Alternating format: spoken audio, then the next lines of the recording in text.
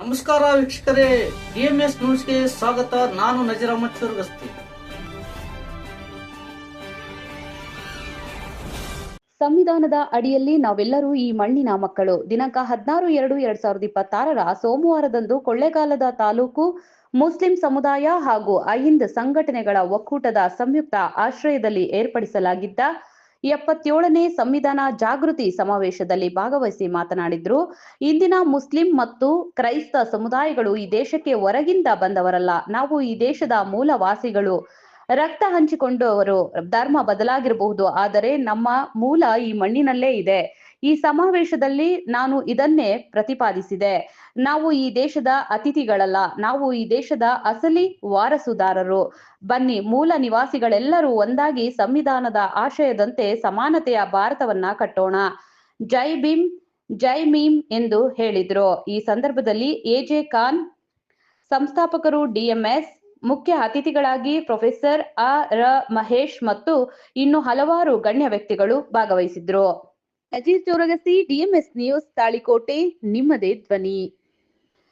ನಮ್ಮ channel DMS news like ಮಾಡಿ, subscribe ಮಾಡಿ, ಶೇರ್ ಮಾಡಿ, ಕಮೆಂಟ್ ಮಾಡಿ. ಭಾರತದ ಸಂವಿಧಾನ ಪೀಠಿಗೆ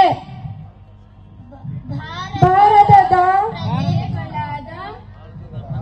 ನಾವು ಭಾರತವನ್ನು ಸಾರ್ವಭೌಮ ಸಮಾಜವಾದಿ ಜಾತ್ಯತೀತ ಜನತಂತ್ರಾತ್ಮಕ ಗಣರಾಜ್ಯವನ್ನಾಗಿ ರೂಪಿಸುವುದಕ್ಕಾಗಿ ಭಾರತದ ಎಲ್ಲ ನಾಗರಿಕರಿಗೆ ಸಾಮಾಜಿಕ, ಆರ್ಥಿಕ, ರಾಜಕೀಯ ನ್ಯಾಯ, ವಿಚಾರ, ಅಭಿವ್ಯಕ್ತಿ, ನಂಬಿಕೆ, ಧರ್ಮ ಮತ್ತು ಉಪಾಸನೆಯ ಸ್ವಾತಂತ್ರ್ಯ, ಸ್ಥಾನಮಾನ, ಅವಕಾಶಗಳ ಸಮತೆ